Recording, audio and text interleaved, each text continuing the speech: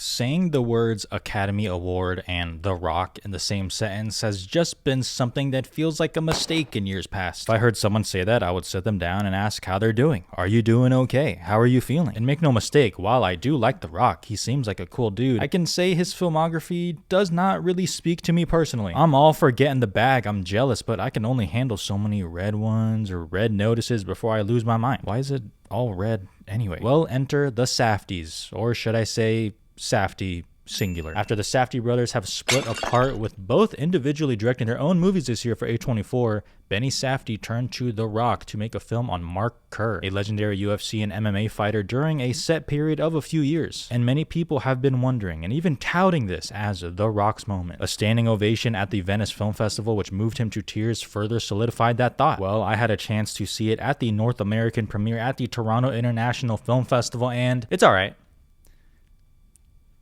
Yeah, it's all right.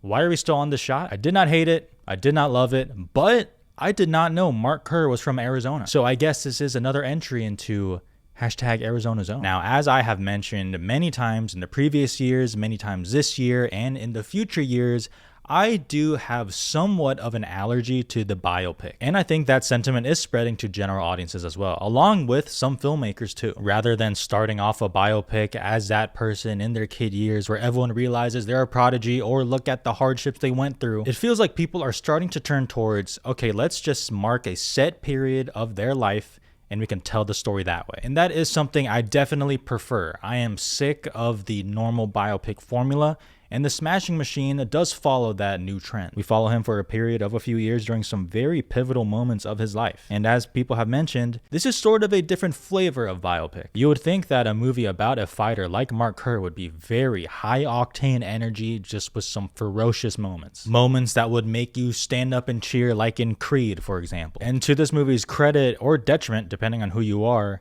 this movie doesn't exactly play out like that. I was surprised to see how much of a very stripped back biopic it is. Again, it does not really follow that same formula, which I do genuinely appreciate. In fact, I think this movie is at its best outside of the ring, outside of all the fights. While the fights can be very well done, it's not framed in a way to make it exciting, so it does lack a certain energy or forward momentum that one would expect. And that feeling lasts throughout the majority of the movie because of how peeled back it is, so that's somewhat disappointing and something that I did definitely note. However, at the same time, because of how stripped back it feels, that actually does make the more emotional, grounded moments feel a lot more impactful. It's definitely a push-pull type of thing, but let's talk about The Rock. Now, I'm going to need some nuance here, which I know everyone on the internet definitely can do. I think The Rock is pretty good here. Not only does the makeup help attempt to shed some of that knowledge that the audience brings when they see The Rock, but he is much more gentle here, which does fit the real life Mark Kerr. He's described as a gentle giant, and listening to him at the Q&A, I mean, that tracks. Dwayne Johnson gives a much more vulnerable performance than I would have thought, and it definitely works for the character. I mean, he actually has stuff to do in this, and it's a credit to him, and it's a credit to Benny Safdie for both trusting each other to go there. Now, speaking subjectively here, which, I mean, obviously this whole video is subjective, what am I talking about? Is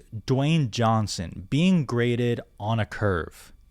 Probably. I do feel like a lot of people are comparing this performance to his other previous performances, which is great, you know, go for it, but that does lead to a lot of very overblown talk about Oscars especially. Personally speaking, I'm not convinced that Dwayne Johnson is going to steamroll his way to a Best Actor win, especially with how we know how the Oscars work. I mean, I feel like he has an uphill battle along with the overall strength of this movie, which I don't think will be a Best Picture player anyways. But before people get mad at me, two things can be true at once. I do not feel this is some Oscar juggernaut waiting to explode, while at the same time completely acknowledging he impressed me here, and this probably is my favorite performance of his that I've seen. My main problem with this movie, outside of the odd lack of energy, is what we learn from this movie, or what we don't take away at all. I did not take away much about Mark Kerr outside of he's a very gentle person who's also a killer in the ring. The struggles he goes through that are portrayed in the movie are passed over relatively quickly, which leaves the impression that they weren't that big a deal, even though I'm sure they were incredibly impactful in his real life. Listening to Mark Kerr answer questions at the Q&A gave me the same amount of insight into who he was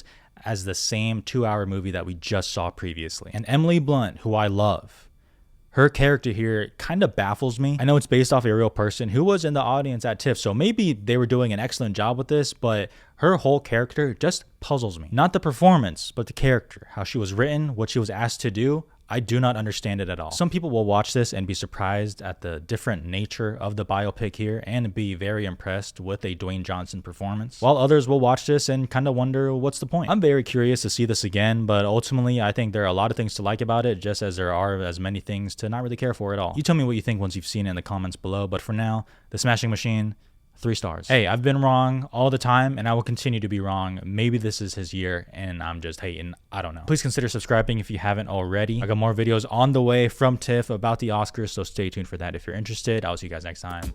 Goodbye.